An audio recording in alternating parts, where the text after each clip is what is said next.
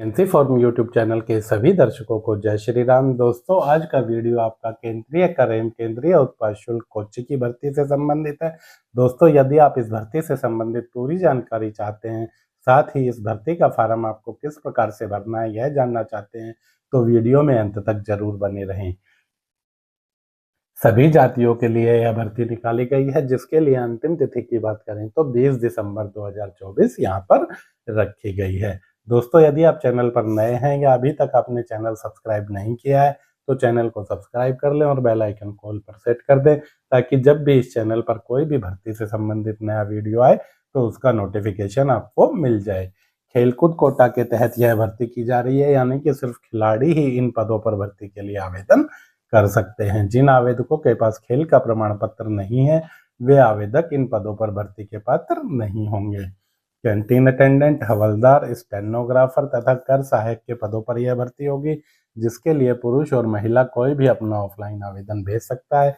भर्ती सभी के लिए यहाँ पर निःशुल्क रहने वाली है, यानी कि कोई भी फीस आपको फॉर्म के साथ नहीं देनी है। सबसे पहले बात करें कैंटीन अटेंडेंट की, तो एक पद है। आयु आपकी 18 से 25 वर्ष है। वेतनमान लेवल 1 के अनुसार 18,000 से 56,900, योग्यता 10वीं पास रहेगी। इसी तरह हवलदार के कुल 4 पद हैं। आयु 18 से 27 साल, वेतनमान 18,000 से 56,900 और योग्यता केवल 10वीं पास। इसके लिए आपको शारीरिक मापदंड भी होना जरूरी है, जिसमें पुरुष आवेदकों का कद 157.5 सेंटीमीटर तथा सीना कम से कम 81 सेंटीमीटर और 5 सेंटीमीटर फुलाव के साथ 86 सेंटीमीटर होना जरूरी है। साथ ही आवेदकों को यहाँ पर 1600 मीटर की दूरी है वह भी 15 मिनट में पूरी करने की क्षमता होनी चाहिए। यदि आप महिला आवेदक हैं तो महिला आवेदक का कद है वह 152 सेंटीमीटर होना चाहिए।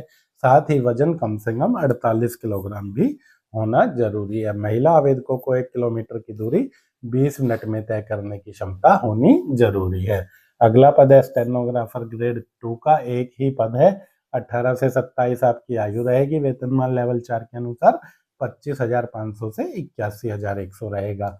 योग्यता 12वीं पास तथा स्टेनोग्राफी हिंदी या स्टेनोग्राफी इंग्लिश, दोनों में से किसी भी एक स्टेनोग्राफी में 80 शब्द प्रति मिनट की आपकी गति होनी जरूरी है। कर सहायक के 2 पद हैं। आयु 18 से 27 वर्ष, वेतनमान लेवल 4 के अनुसार 25,500 से 81,100 रहेगा।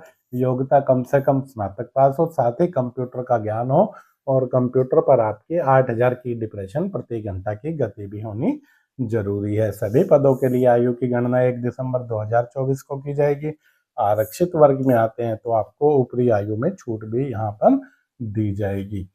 सभी आवेदकों के लिए भर्ती है वह निःशुल्क रहेगी। आवेदन भेजने के पते की बात करें तो आवेदन आप डाक के द्वारा भी भेज सकते हैं या स्वयं जाकर भी इस पते पर जमा कर सकते हैं।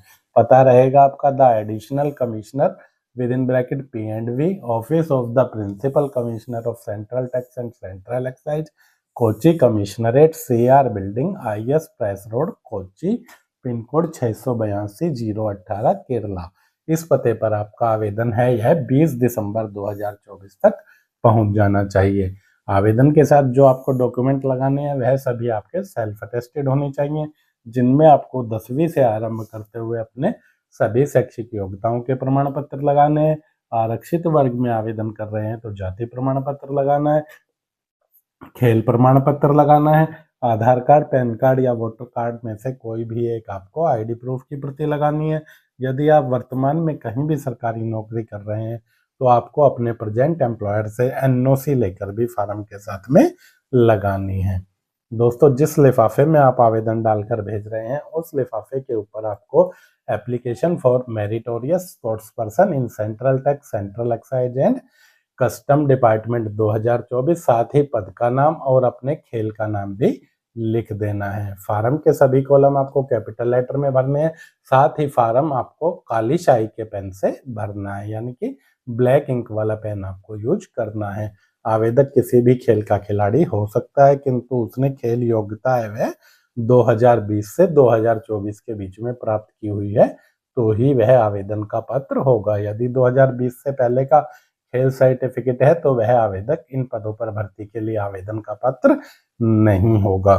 खेल ट्रायल के लिए आपको अपने जोखिम और खर्चे पर जाना होगा।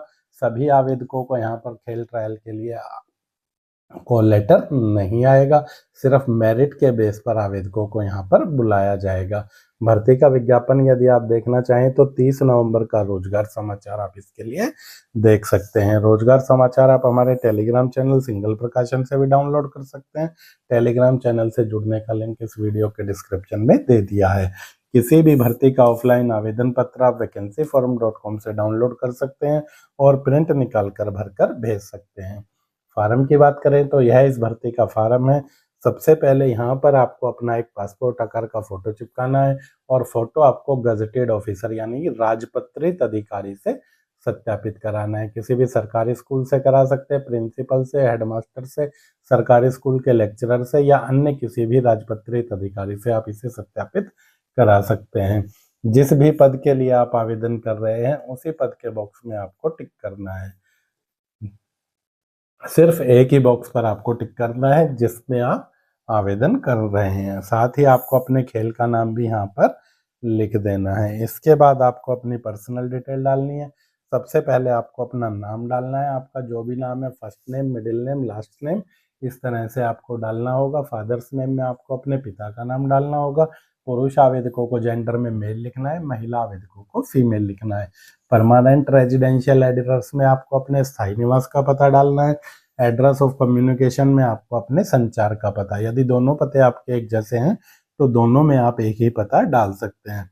डेट ऑफ बर्थ आपको लिखनी है अंकों में, जैसे आपकी जन्म तिथि 10 दिसंबर 2000 है तो आपको इस तरह से वह लिखनी है। 1 दिसंबर 2024 को आपकी आयु कितने साल, कितने महीने और कितने दिन हो जाएगी वह गणना करके आपको लिख देना है।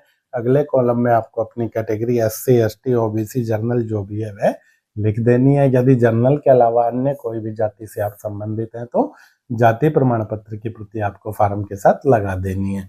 एजुकेशनल क्वालिफिकेशन में आपको अपनी योग्यता लिखनी है, जिसमें आपको अपना बोर्ड और यूनिवर्सिटी भी साथ में लिखना है। जैसे मैट्रिक है तो मैट्रिक पास और किस बोर्ड से आपने की है, 12th है तो 12th, ग्रेजुएट है तो ग्रेजुएट पास और ग्रेजुएट की यूनिवर्सिटी आपको लिख देनी है। स्पोर्ट्स इवेंट गेम में आपको अपने खेल से संबंधित डिटेल देनी है। बेस्ट परफॉर्मेंस में आपकी कौन सी बेस्ट परफॉर्मेंस रही है वह देना है आपको। इंटरनेशनल, नेशनल या किस लेवल का खेल आप खेलते हैं उससे संबंधित विवरण आपको इन कॉलम में डाल देना है। डॉक्यूमेंट टू बी सबमिटेड में आप जो जो डॉक्यूमेंट लगा रहे हैं उन डॉक्यूमेंट का नाम आपको यहाँ पर लिख देना है। टेलीफोन नंबर में आप अपना मोबाइल नंबर या लैंडलाइन नंबर जो भी आपके पास उपलब्ध है वह डाल सकते हैं। ईमेल आईडी में आपको अपना वर्तमान चालू ईमेल आईडी डालना है। आधार नंबर में यहाँ पर आपको अपना आधार नंबर लिख देना है। यदि आपके पास अन्य कोई गवर्नमेंट आइडेंटिटी है तो आप उसे भी लगा सकते हैं आधार कार्ड की जगह। जैसे आप वोटर कार्ड लगाना चाहें, लाइसेंस लगाना चाहें, पैन कार्ड लगाना चाहें तो उसका विवरण फिर आपको यहाँ पर भर देना है। इसके बाद आपके डिक्लेरेशन है। डिक्लेरेशन के नीचे आपको डेट और प्लेस डालना है। डेट में जिस तिथि को फॉर्म भर रहे हैं, प्लेस में जिस गांव या शहर में आप निवास करते हैं, सिग्नेचर ऑफ कैंडिडेट के ऊपर आपको अपना हस्ताक्षर कर देना है और यहाँ पर अंग्रेजी के कैपिटल लेटर में आपको अपना नाम फिर से लिख देना है। यहाँ पर आपको इन कॉलम में अपने स्पोर्ट्स से संबंधित जानकारी देनी है कि आपने किस डेट को इवेंट खेला है, कहाँ पर खेला है, नेम ऑफ टूर्नामेंट डालना है, इवेंट पार्टिसिपेटेड और पोजीशन आपकी जो भी रही है। अगर 2024 में खेले हैं तो पहले बॉक्स में, 2023 में उससे नीचे, 2022, 21, 20 जैसा भी आपने जिस भी वर्ष खेल का प्रमाण पत्र प्राप्त किया है वह आपको लगा देना है। तो वीडियो में अंत तक बने रहने के लिए धन्यवाद। वीडियो पूरा देखने के बाद भी यदि आपको कोई बात समझ में नहीं आई है तो कमेंट सेक्शन में कमेंट करके पूछ सकते हैं। मिलते हैं जल्दी अगली वीडियो में। जय हिंद, जय भारत।